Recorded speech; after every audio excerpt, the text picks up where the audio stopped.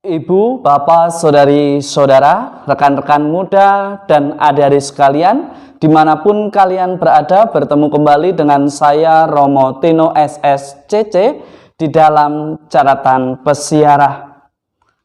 Masa Prapaskah adalah masa atau kesempatan bagi Anda, saya, serta kita semua untuk mengisi persiaran hidup kita dengan pengendapan dan masa pertobatan, memperbaiki segala sesuatu yang tidak baik dan tidak berkenan menjadi berkenan kepada Allah. Tetapi juga kita tidak boleh menghindari proses yang harus kita lalui, karena proses yang baik, tepat, dan benar tidak akan pernah dikhianati oleh hasilnya di dalam kehidupan kita.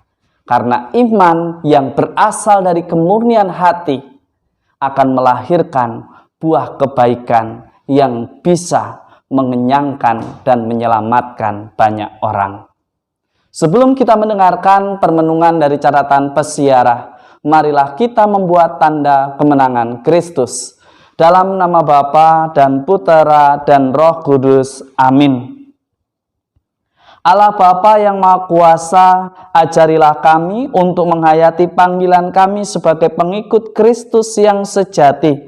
Semoga kami tak hanya hidup karena makanan jasmani, tetapi juga karena sabda yang Kau berikan kepada kami melalui Yesus Kristus Putramu. Demi Kristus Tuhan dan pengantara kami. Amin. Ibu, bapak, saudari-saudara, rekan-rekan muda, dan adik-adik sekalian yang terkasih di dalam Yesus Kristus. Pada bacaan pertama pada Minggu Prapaskah yang pertama ini, Anda dan saya serta kita semua diingatkan untuk belajar dari apa yang telah Musa berikan, sebuah petunjuk yang diberikannya kepada bangsa pilihan, bagaimana bangsa pilihan harus mengasihi Allah Sang Juru Selamat yang menemani mereka semua untuk keluar dari Mesir. Umat pilihan diajak untuk menyembah Tuhan Allah saja dan beribadat hanya kepadanya. Maka kepada Tuhan mestinya sebagai ungkapan syukur dipersembahkan yang terbaik. Yang terbaik berarti kita memberikan diri kita. Tidak hanya berupa materi, bisa juga waktu, talenta yang kita miliki, tentunya yang mendukung kegiatan hidup menggereja sehingga semakin hidup, bertumbuh, dan berkembang. Di dalam perjalanan hidup juga Anda dan saya serta kita semua sebagai orang beriman diingatkan oleh Rasul Paulus di dalam suratnya kepada jemaat di Roma. Pengakuan iman akan wafat dan kebangkitan Kristus tidak cukup hanya dihayati dengan hati dan lidah. Kepercayaan itu harus sungguh-sungguh disiapkan, diresapkan dalam tindakan konkret di dalam persiaran hidup kita sehari-hari. Setiap orang dari hari ke hari diajak untuk menyesuaikan hati, pikiran, dan budi kita. Karena iman bukanlah rangkaian kata yang indah dalam bentuk puisi. Tetapi iman yang benar adalah bukti tanda nyata Allah bagi sesamanya dan bagi umat manusia. Ibu, bapak, saudari-saudara, rekan-rekan muda, dan adik-adik sekalian yang terkasih. Memang kita manusia tidak lepas dari yang namanya godaan. Lantas ketika kita tergoda, apakah itu suatu perbuatan dosa? Tidak. Sejauh kita tidak mengikutinya, sejauh kita tidak tergoda untuk melakukannya di dalam persiaran hidup kita yang nyata.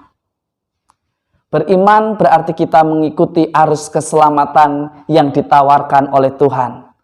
Tetapi ketika ikut arus, jangan sampai kita tidak tahu arahnya kemana. Jangan sampai kita tertipu oleh tipu muslihat setan. Jelas dikisahkan di dalam Injil Lukas pada hari ini, jelas di sana dikatakan bahwa iblis begitu cerdas. Setan itu begitu hebat, bahkan dia memakai kitab suci agar umat beriman mengkhianati apa yang ia imani. Bahkan seringkali ditawarkan jalan pintas untuk menuju kesuksesan, jalan pintas untuk menambah penghasilan, jalan pintas untuk meraih kebahagiaan. Tetapi seringkali yang melalui jalan pintas akan membawa duka cita dan sakit hati yang mendalam ketika proses yang benar mengetahui bahwa itu adalah kecurangan. Maka sebagai orang beriman, belajarlah dari Tuhan kita Yesus Kristus yang senantiasa ketika ia digoda menjadikan sabda Allah sebagai pegangan hidupnya. Mari Anda dan saya serta kita semua diajak untuk berpantang dan berpuasa yang berasal dari hati, berani untuk setia, berani untuk disiplin, berani untuk menjadi pewarta dan menjadi terang bagi sesama. Semoga berkat Tuhan senantiasa melindungi dan memberkati kita semua, Bapa dan Putera dan Roh Kudus. Amin. Jika Anda dan saya serta kita semua menjadikan sabda Allah sebagai pelita yang menerangi langkah kita, percayalah, kita akan dijaga, kita akan selamat, dan kita akan membuahkan hasil yang begitu luar biasa jika Anda dan saya menghidupi firman itu tidak hanya di dalam kata, tetapi di dalam tindakan nyata kita. Selamat beraktivitas, Tuhan memberkati. Amin.